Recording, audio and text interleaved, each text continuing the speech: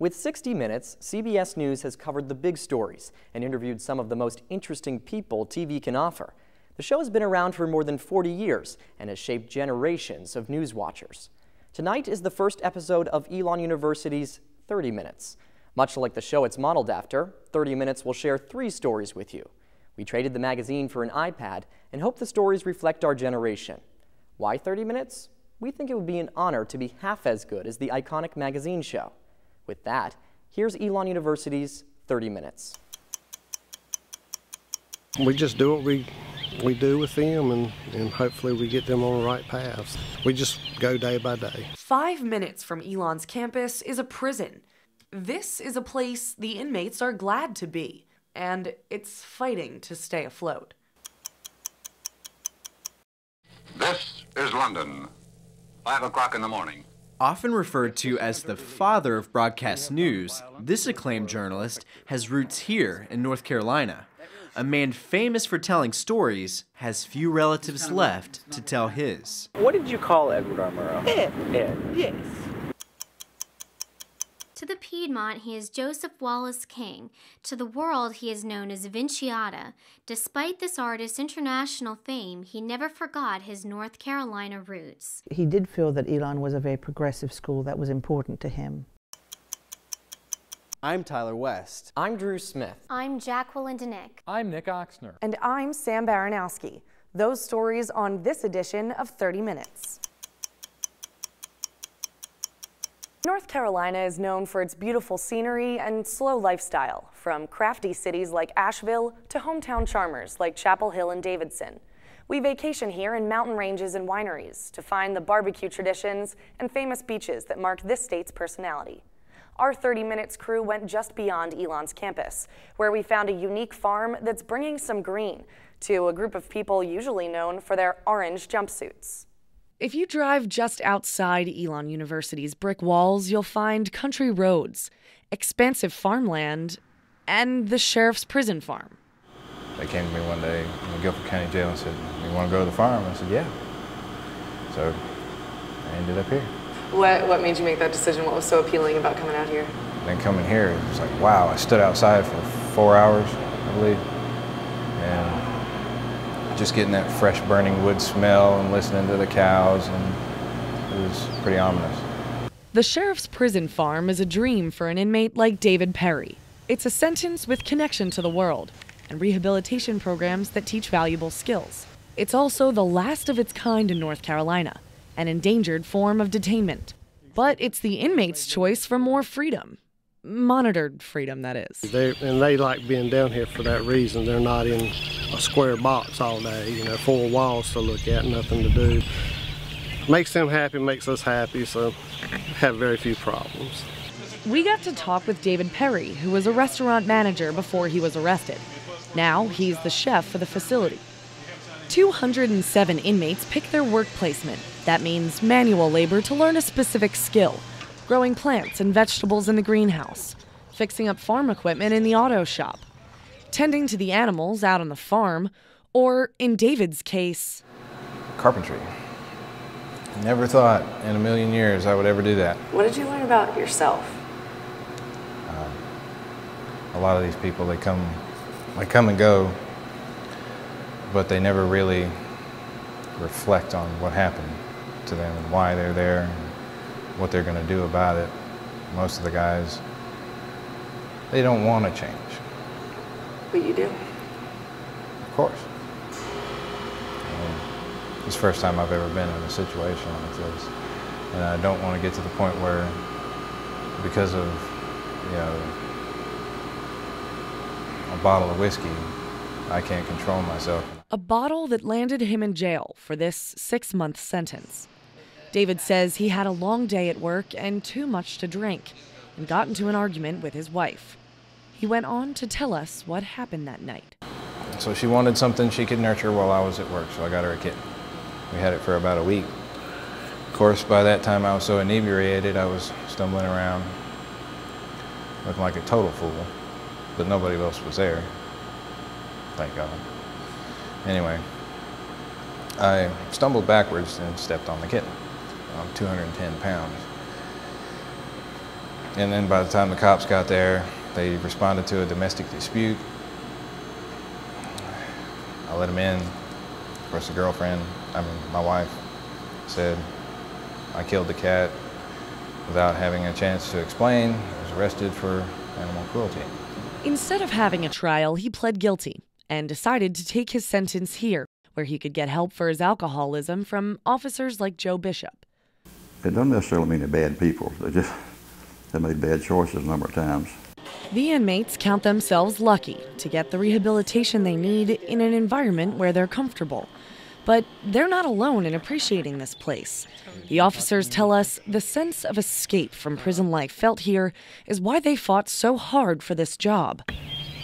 I don't know. There's nothing really that I'd rather be doing unless I was, I play golf, a professional golfer, which I ain't gonna make it that way. So I'm happy with this right here. Sergeant Bill Ledford has been at the prison farm just 1 year, but told us it was a miracle a job was even open, because people don't want to leave once they've worked here. The officers count themselves lucky to be outside the role of a warden and become teachers instead. Like the auto shop we got there where people learn how to change oil and do tires on cars and stuff. Several of them said that they're going to garages and they're real interested in that. We feed cows out in the pasture, and inmates love little cows, little calves, and they bottle feed them. And it's quite interesting to find somebody like that. I went and fed the cows a couple times. Isn't that funny? Charged with animal cruelty, feeding the cows. He jokes about it now, but David told us his work has taught him to take responsibility. But I realized what I was doing and that I needed to change. And so has this place helped you do that? Yeah. This is a place the officers and inmates work hard to get into. Now they're working even harder to maintain it. We're looking at, we're having a hard time right now trying to keep this place here. Even though all the good things we do, the financial aspect of it, might be the nail in our coffin. It's been around since 1935, and the inmates built it from the ground up, literally taking stones from the more than 800 acres to build the stronghold that stands here today. Now, Sergeant Ledford says the county commissioners might shut down the last place inmates like David can learn to change themselves outside their cells. They're building a new jail in Greensboro, and they're going to need additional officers and stuff up there, so they're looking very hard whether we still them in existence or not. Selling plants from the greenhouse, woodworking projects, and making concrete tiles bring in nearly $200,000 a year in revenue for the farm. People coming in all the time saying, I never knew this place was here. I never knew inmates grew these flowers, and they all think it's neat too. And then we get a customer and they come back year after year. Now the officers say they're worried the history and unique work programs may not be enough to keep this place running. We just do what we do with them, and hopefully we get them on the right paths. We just go day by day. Tonight we ask the question, what's it like to remember someone? And what if that someone just happened to be one of the greatest journalists of the 20th century? Well, to answer that question, we follow Mary Murrow Hamilton. She's the cousin of Edward R. Murrow, who is often considered the father of broadcast journalism. Mary spoke candidly about her cousin and about the difficulty in remembering him 60 years later. Wait, what did you call Edward R. Murrow? Ed. Ed? Yes. You called him Cousin Ed? Didn't say cousin Ed. Ed. Ed. Mary Murrow Hamilton is 83 years old. She's lived all along the East Coast, anywhere from Atlanta to New York. But she was born here. The water's coming through the dam and it goes around the dams. On Polecat Creek at a rural crossroads outside Greensboro, North Carolina.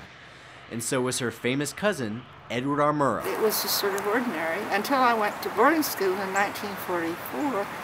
And it was during the war, and Ed was broadcasting from London. This is London, 5 o'clock in the morning. People do a great deal of walking in London these days. This is London was a big deal to my classmates, and everybody said, "You're Edward R. Murrow's your cousin?" It made me a little bit of a celebrity, but it wore off soon. But Murrow's celebrity status wore on. Tonight from London, Edward R. Murrow. His radio reporting during the Second World War catapulted him to fame, and his famous sign-off, "Good night and good luck," stuck with his audience. So much so that it's the title of a recent Hollywood movie. Good night and good luck. Barry Miller is a local historian and an admirer of Murrow.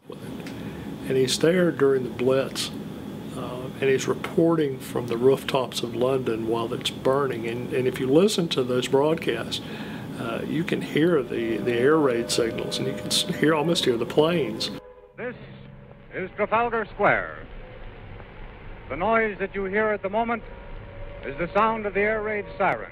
But Murrow's memory has faded along this stretch of country road. One of the last times Mary remembers seeing her cousin was more than 60 years ago. Did you visit him at the studios? No, in his house. In his house. And what did you talk about? Oh, we talked about North Carolina. We talked about the Spanish Revolution. You remember you talked about the Spanish Revolution? Oh, well, absolutely, because I had friends who were Spanish anarchists, and Ed said the anarchists were very nice people. He had met some very intelligent anarchists. And anarchy is a good word to describe the Murrow property. Mary lives just beside the house where Murrow was born. It's where she was raised, but she doesn't recognize it. So Edward Murrow's dad was born right there. Right up there. Okay. It's a very interesting house, and we will see it. His mom grew up just up that hill, and That's right. he was born right here. He was born right there, yes. Wow. From the road, we caught only glimpses of the remaining structure. The owners, who are also part of the Murrow family, did not grant us permission to enter. We are standing here. So just on the side of Davis Mill Road. And this. It was built in 1750, while North Carolina was still a British colony. 2.5 centuries later, the property is still colonized, this time by thick weeds and undergrowth. The chimneys are the only visible reminders that a house was even there. This one, it's this one. It's Okay. the big chimney. That was the original chimney. It was a huge fireplace. But how could such a memorable house become so forgotten? Mary explains that a chain of events is to blame. My dad died in 1980. My cousin John wanted to buy the house, and he did, for his son. While he was living there, the house burned during a really cold winter day, and they built a huge fire in the big fireplace. It was very sad, because it was our home. Mary says that after the fire, the house became unlivable. People began to dump trash on the grounds and live in the outbuildings. Then the property was split between 8 heirs. The family members who owned the house declined to appear on camera, but they did say that financial reasons have prevented restoring the property. Although Murrow's house may be hidden, his family's feelings toward him aren't. Mary introduced us to her nephew David and his son Grant. They live just across the street, and they're proud of the Murrow legacy. I used him as a reference in Sunday school last week because we were talking about the separation of church and state. You too, cousin? Well, I used the McCarthy era. The fight to expose communists. If Murrow had an enemy, it was Senator Joseph McCarthy, who in the early 1950s falsely accused hundreds of prominent Americans of being communist. But an episode of Murrow's See It Now all but ended McCarthy's career. He placed no restrictions upon the manner or method of the presentation of his reply. David is proud of this broadcast. And I went on to say that I had a relative that got his goat.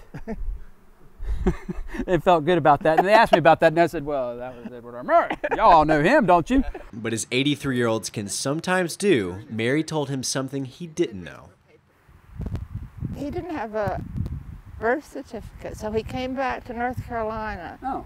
Oh. He needed to get a birth certificate in order to get a passport when he was first going to Europe in the 30s. Okay. Granddaddy and Grandma had to sign affidavits that they had been present when he was born. So, well, that's pretty neat. I did not know that. You did not know that. That is neat. Mary Murrow Hamilton may be one of the last people who remembers Murrow, but that doesn't mean she's the last to emulate him.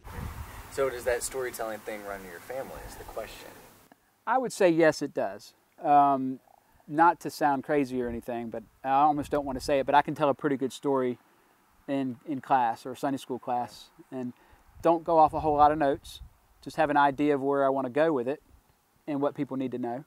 And Mary's happy to know that storytelling is still being passed down. I tell jokes. I don't really tell stories. See, jokes is the same. That's the start. Same. That's the start of it. Start. That's the start of it. That's right. That's right. Joseph Wallace King was one of few artists to enjoy fame and fortune during his lifetime. He was a painter, playwright, filmmaker, politician, and world traveler. He died in 1994, but is still remembered as a true Renaissance man. While Joe exhibited worldwide, he had deep roots in the Piedmont, even serving in the state legislature for 1 year. Joe King left a legacy at home and abroad that still lives on today. You see them every day, and chances are they see you too. These are the portraits by the artist Joseph Wallace King. Most of his collection is stored in Elon's archives, but some hang in Lindner Hall, Belk Library, and McCrary Theater. We had friends who were heavily involved with Elon, the Corey family, the Powells, Ed and Betty Powell, and the Keenans. He did feel that Elon was a very progressive school that was important to him. And I think in being a progressive school, he felt that they could handle the burden of a collection of art. Deborah King was married to Joe for 13 years. Deborah, now remarried, lives in Venice, Italy, but is back at Elon sorting through Joe's collection. And this one is Joe in the studio, and this is him with our little dog. Her late husband preserved the lives of those he painted on canvas. Now, Deborah is preserving Joe's memory in an informational website. She hopes to launch it this spring in honor of Joe's 100th birthday. How did you and Joe meet? He was a friend of my grandfather's. This was a wedding portrait of Deborah, but this was not the first time Joe painted her. She started modeling for him when she was 13. A decade later, Deborah fell in love with Joe, who was 70 at the time. A marriage between two generations. When did you realize you were in love with him? Oh, Lord. I think from the moment I saw him, really from the moment I saw him when I was a kid, I realized that he was special to me. Let me put it that way. I realized that he was very special in or was going to be special. No, I was just so young. I don't remember when there was an actual moment when I knew it, except that feeling was so strong. Joe King was born in Horse Pasture, Virginia in 1911. One of 12 children, the King clan moved to Greensboro when Joe was 6 years old. Since then, Joe called North Carolina home. He and Deborah lived in a remodeled blacksmith shop in Winston-Salem where Joe kept his art studio. He wasn't working in a 9-to-5 job. It's not a life that anyone else has. His life, his work was also his passion. So he was working all day, every day, and loving it. He loved what he did. Painting was the most important thing in his life. Joe dreamed of joining the circus, but fate had different plans for him. When he was 11 years old, Joe fell from a seesaw and broke his left arm. That wound became severely infected and required amputation. Did Joe ever experience any challenges only having one arm? There was no rehabilitation in those days, but he didn't want anyone to favor him, treat him differently, and he didn't want it to be noticed. So, and many people did know him for years and were not aware of the fact that he had one arm. And he didn't want that to be an issue. Instead of gaining fame on the high wire and trapeze, he earned an international reputation painting the likes of Queen Elizabeth II, Richard Nixon, 4 kings of Saudi Arabia, and then United Nations President Madame Pandit. Joe was almost always being commissioned to paint portraits, but he was looking for something more. He was looking for a style of painting that was unique to him.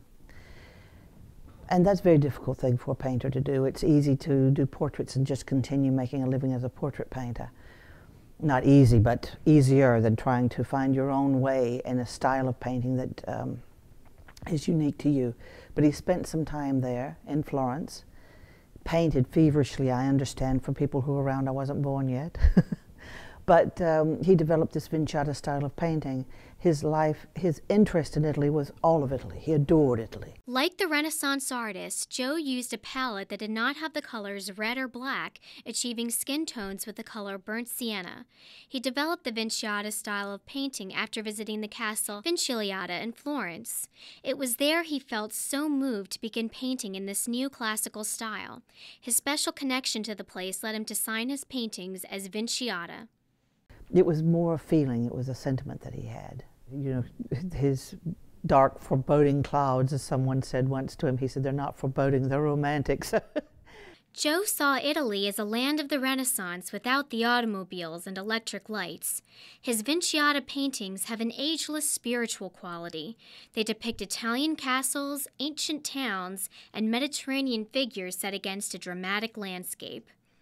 Now this is the same girl in a portrait, in a Joe King portrait, and not a Vinciata painting, so you can see quite a bit of difference. Joe differentiated between these two styles by signing his commission portraits as Joseph Wallace King and his neoclassical paintings as Vinciata. So he was fascinated by Italian culture, and he lived there, but he didn't learn the language? Never. He didn't want to know that Italians were like everybody else, that they had the same problems, the same complaints.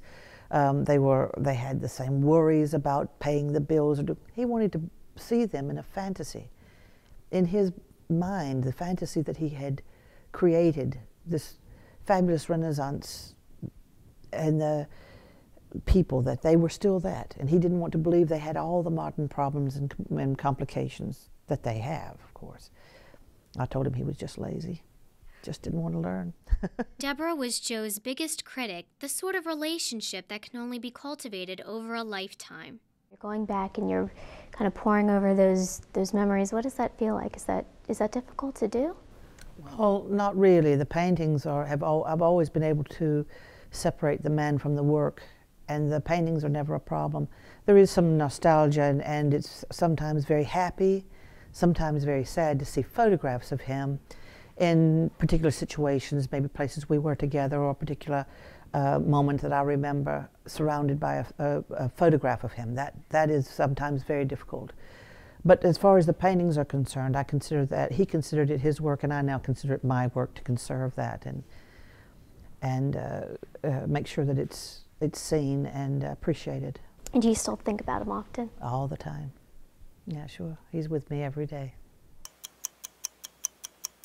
That's it for this edition of 30 Minutes. Thanks for joining us.